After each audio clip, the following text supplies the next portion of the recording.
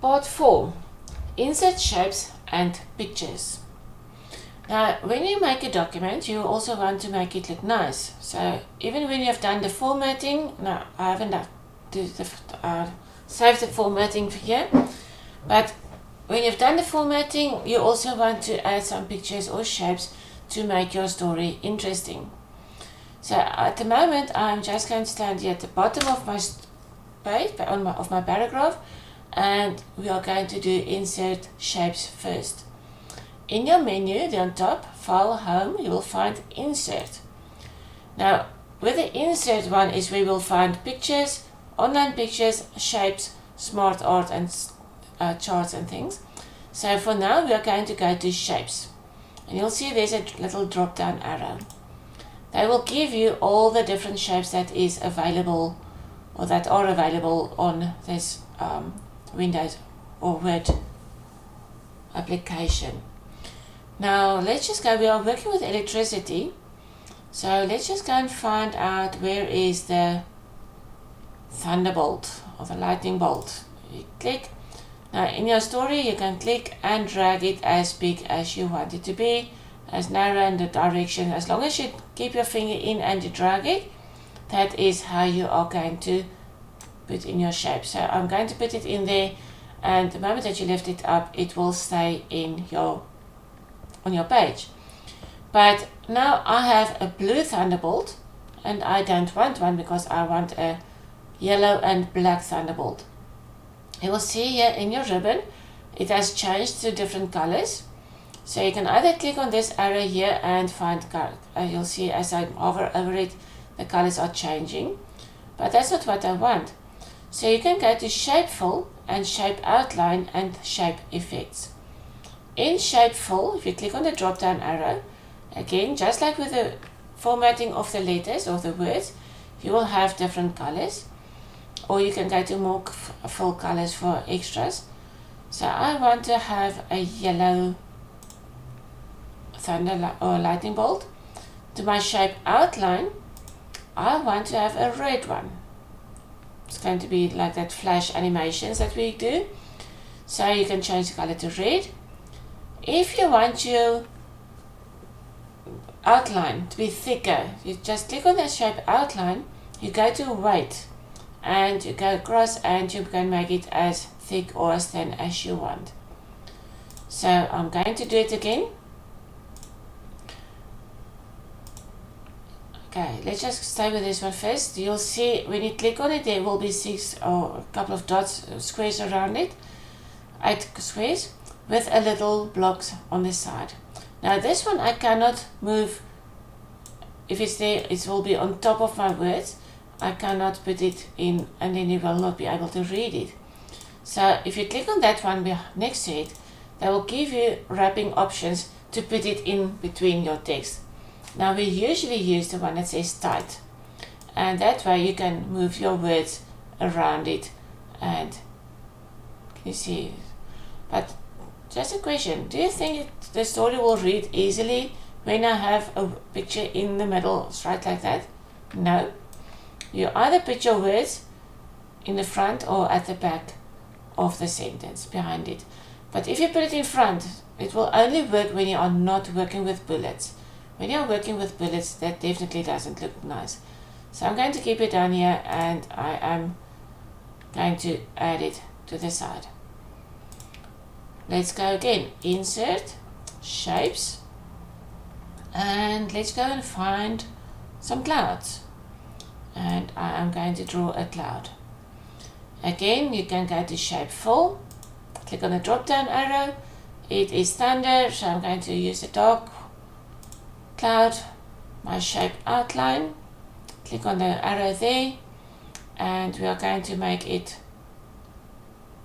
yellowish, because we have white we cannot see, or red, or light blue. Yes, what about light blue?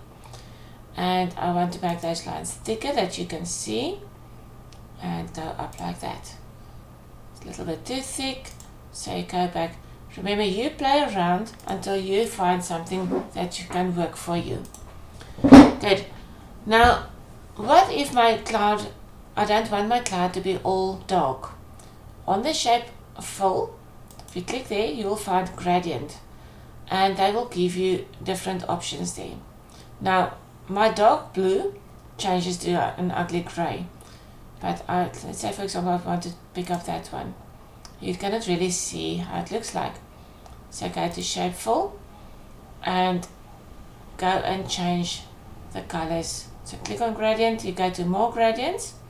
So again, gradient, go down to more gradients.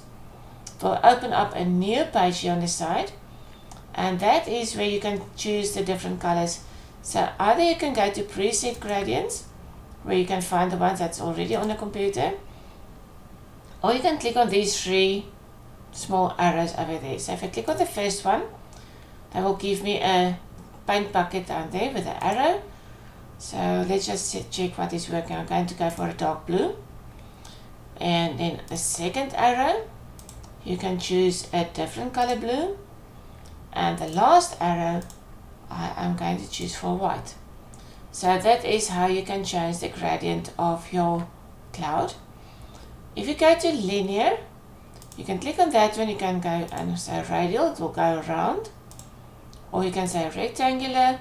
So until you find one that you like. I think I will stay with the path, which is a very nice one for my cloud.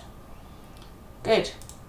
Again, you have this small box here on the side, so I'm going to say on tight.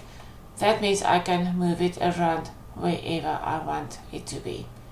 So I am going to draw a picture. There's a cloud coming from or lightning coming from my cloud. Very friendly cloud though. So that is what we can do there. Right, so how do I make this cloud bigger? There are 8 squares around. Now what most of you are doing is you click on any one, click and drag it sideways, or in the middle, up and down. But that means you are going to make it, change the dimensions. If you put your arrow between two sides in the corner, then both sides will move bigger and smaller together. So you'll keep your dimensions there. There's a little arrow there on top. If you click on it, keep your finger pressed in, you can turn him around. So that little, as long as you keep your finger in, you can turn it and you move your mouse around.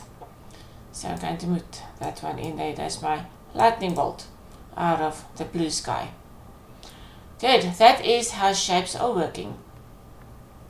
Now, if I want to add a picture, I click on Insert in the menu. If you have saved pictures before on your computer, you can click on Pictures, and it will open up a place on your desktop or on your laptop where you can find pictures. Now, it's usually under the folder Pictures, you will find a couple of pictures that you can use. And then you just choose one and you say Insert. And you do exactly the same with text wrapping, making it bigger and smaller. Now this guy is going to play in the cloud and he's throwing out the thunder. But if I don't have a picture on the computer that works with electricity, you go to Insert, go to Online Pictures.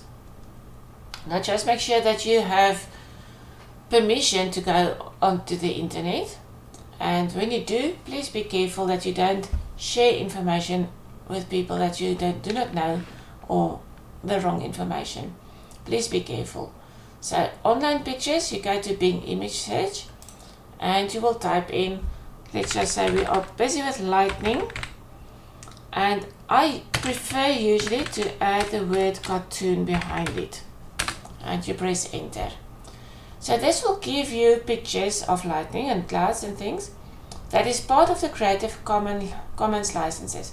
That means that is those are pictures that are free, that you can use. You don't have to pay for them. So you can go and choose a picture, click on one, and you say Insert.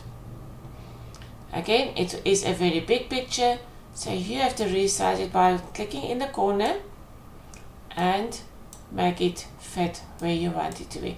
Now this little guy cannot, when you move it in between the words, it will go wherever you do, but it will make your words, your lines have changed, and your whole formatting doesn't look nice. So especially with your insert pictures, you have to go and say, must it be in a square around between the words or tight? So I usually prefer the one that says tight. Now remember, in the previous part, I said the ruler is important. So if you put a picture here in the gray area of your ruler, this part will eventually not be visible in the print. Just half of it will be visible in the print.